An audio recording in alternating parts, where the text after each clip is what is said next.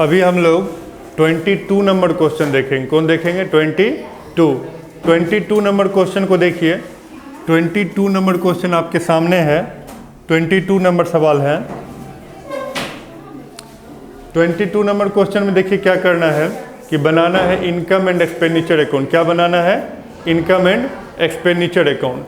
जरा देखिएगा, लिखा हुआ है 31 मार्च 2018 को समाप्त होने वाले वर्ष के लिए नीचे दिए गए क्लीन दिल्ली क्लब को प्राप्ति भुगतान खाते से आय व्यय खाता तैयार करना। क्या तैयार करना है?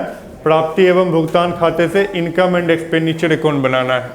कहता है from the flowing receipt and payment account, है ना, रिसिप्ट एंड पेमेंट अकाउंट दे रखा है, उससे क्या बनाना? Give the prepared income and expenditure account. क्या बनाना है?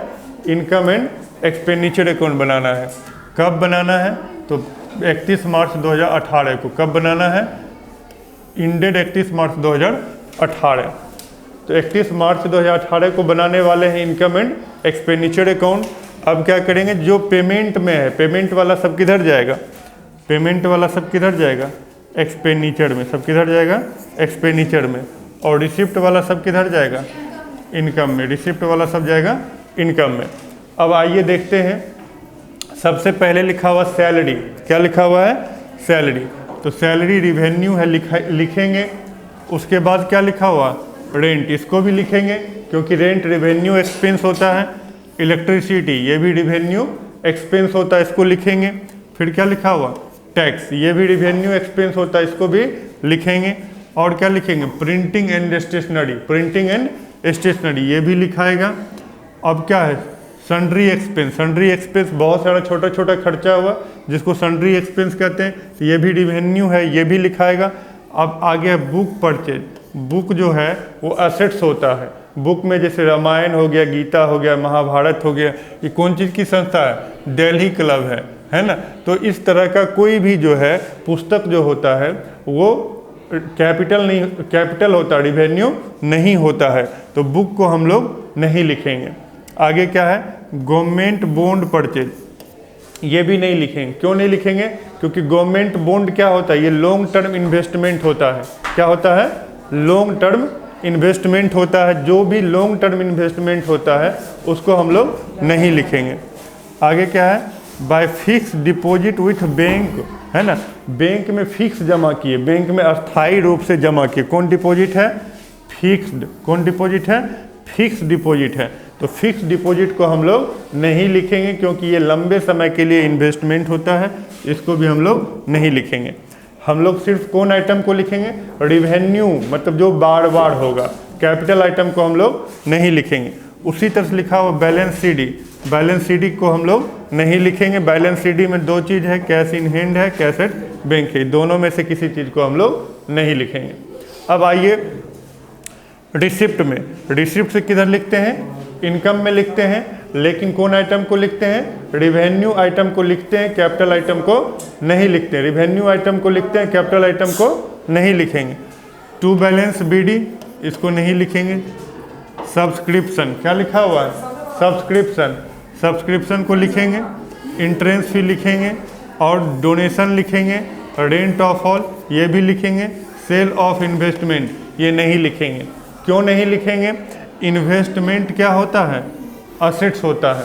इन्वेस्टमेंट क्या होता है? असेट्स होता है। लेकिन बाकी जो है सब्सक्रिप्शन हो गया, इंट्रेंस फीस हो गया, डोनेशन हो गया, ये सब कौन हो गया? रिवेन्यू इनकम है। कौन इनकम है? रिवेन्यू इनकम है। तो रिवेन्यू इनकम को लिखेंगे, कैपिटल इनकम को नहीं लिखेंगे। तो ये आप समझ गए 22 नंबर क्वेश्चन किस तरह से बनाना है। अब इसको हम बना के आपको दिखा देते हैं।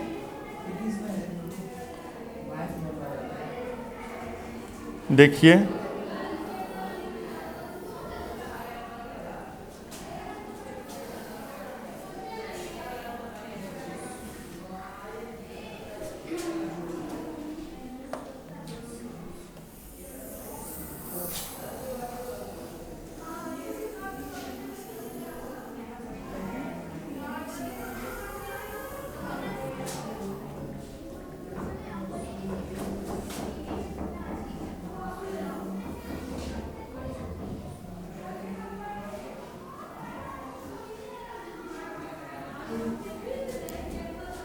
अब पहले कॉलम बना लेंगे।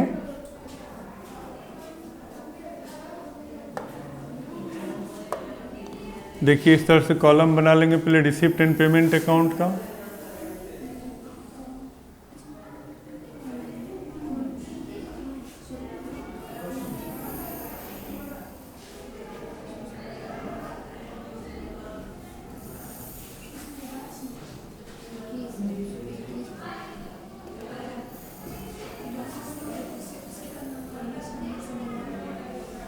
देखो रिसिप्ट एंड पेमेंट अकाउंट दिया हुआ था, बनाना क्या हमको, इनकम एंड एक्सपेंडिचर अकाउंट। तो ये जो हम बना रहे हैं क्या बना रहे हैं, इनकम एंड एक्सपेंडिचर अकाउंट। क्या बना रहे हैं, इनकम एंड एक्सपेंडिचर अकाउंट। देखो इनकम एंड एक्सपेंडिचर अकाउंट आपके सामने अभी बनेगा। इनकम एंड एक्सपेंडिचर में इधर जो है क्या लिखेंगे, इधर एक्सपेंडिचर लिखेंगे और इधर क्या लिखेंगे, इनकम लिखेंगे। क्या लिखेंगे, इनकम। क्वेश्चन आपके सामने है, ये जो भी पेमेंट में लिखा हुआ है सब पेमेंट वाला किधर आ जाएगा, एक्सपेंडिचर में। किधर आ जाएगा, एक्सपेंडिचर में। और रिसिप्ट वाला किधर आ जाएगा, इनकम में। किधर आ जाएगा, इनकम में। देखो रिसिप्ट में जो लिखा हुआ है, क्या लिखा हुआ है, रिसिप्ट में क्या लिखा हुआ, सबसे पहले लिखा हुआ सैलरी। क्या लिखा हुआ है, सैलरी। क्या लिखा हुआ है, सैलरी। तो लिखेंगे सैलरी। क्या लिखेंगे, सैलरी। कितने लिखा हुआ, सैलरी कितने, 1500। सैलरी लिखेंगे 1500। सैलरी के बाद क्या लिखा हुआ है, रेंट। रेंट कितने लिखा हुआ है, 800। रेंट के बाद क्या लिखा हुआ है, इलेक्ट्रिसिटी। इलेक्ट्रिसिटी कितने लिखा हुआ है, 3500। इलेक्ट्रिसिटी के बाद क्या लिखा हुआ है, क्या, टैक्स। टैक्स कितना लिखा हुआ है, 1700। टैक्स के बाद क्या लिखा हुआ है, printing and stationery. Printing and stationery कितना लिखा हुआ है, 380। प्रिंटिंग एंड स्टेशनरी के बाद क्या लिखा हुआ है, क्या लिखा हुआ है, सन्ड्री। सन्ड्री मतलब तो बहुत सारा छोटा छोटा खर्चा, तो सन्ड्री एक्सपेंस कितना, 920। उसके बाद सन्ड्री एक्सपेंस हो गया यहाँ पे, सन्ड्री एक्सपेंस। सन्ड्री एक्सपेंस के बाद बुक परचेज नहीं लिखेंगे। गवर्नमेंट बॉन्ड जो होता है वो एसेट्स होता है, लंबे टाइम के लिए इन्वेस्टमेंट होता है, उसको हम लोग नहीं लिखेंगे। और बाकी बैलेंस शीट डीवीडी हम लोग नहीं लिखते हैं। अब रिसिप्ट से हम लोग किधर लिखेंगे, रिसिप्ट से कौन साइड में लिखेंगे, इनकम में। रिसिप्ट से लिखेंगे इनकम साइड में। कौन साइड में लिखेंगे, इनकम में। रिसिप्ट से लिखेंगे इनकम साइड में। देखो क्या लिखेंगे, रिसिप्ट से लिखेंगे इनकम साइड में। क्या लिखा हुआ है, कैश इन हैंड नहीं लिखेंगे। सबसे पहले क्या लिखेंगे, सब्सक्रिप्शन। क्या लिखेंगे, 22,500। सब्सक्रिप्शन 22,500। सब्सक्रिप्शन के बाद क्या लिखेंगे, सब्सक्रिप्शन के बाद लिखेंगे इंट्रेंस फी। क्या लिखेंगे, इंट्रेंस फी, प्रवेश शुल्क। ये लिखेंगे इंट्रेंस फी।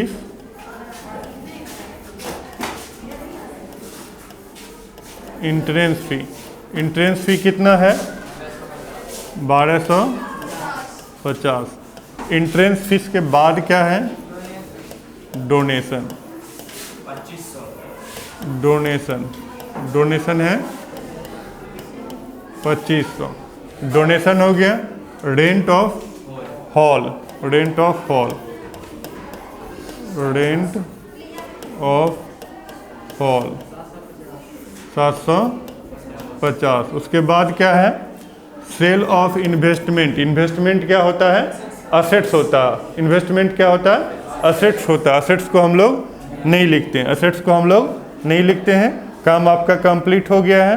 अब क्या करना है, जोड़ना है। क्या करना है, जोड़ना है।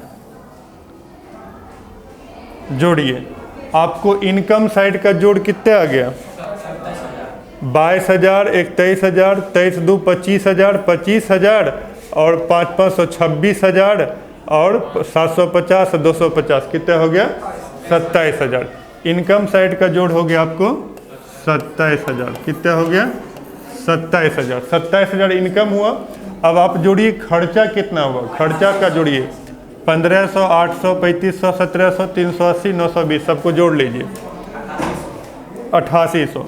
इनकम हुआ मेरा 27,000, कितना इनकम हुआ 27,000। और खर्चा कितना किए, यहाँ से यहाँ तक जोड़ लीजिए, कितना हुआ खर्चा 8800 रुपया खर्च हुआ। कितना खर्च हुआ 8800। कितना रुपया बच गया 18,200 रुपया बच गया, 18,200 रुपया बच गया। तो यहाँ भी लिख देंगे 27,000, क्या लिख देंगे 27,000। यहाँ क्या लिखिएगा सरप्लस, सरप्लस कितना सरप्लस निकला, कितना निकला 18,200। कितना निकला 18,200। 18,200 कहाँ से आया, 18,200 रुपया मेरा इनकम है 27,000 और मेरा खर्चा यहाँ से यहाँ तक हम अपने खर्च को जोड़े, सॉरी यहाँ से यहाँ तक नहीं, यहाँ तक खर्च को जोड़े तो क्या हो गया, खर्च को जोड़ लिए तो आ गया 8800 रुपया। खर्च को घटा दिए इनकम में से तो कितना निकल गया 18,200। 18,200 मेरा क्या हो गया सरप्लस, बचत हो गया। क्या हो गया, बचत हो गया। तो ये क्वेश्चन नंबर कौन कंप्लीट हो गया 22 नंबर क्वेश्चन आपका कंप्लीट हो गया। ओके।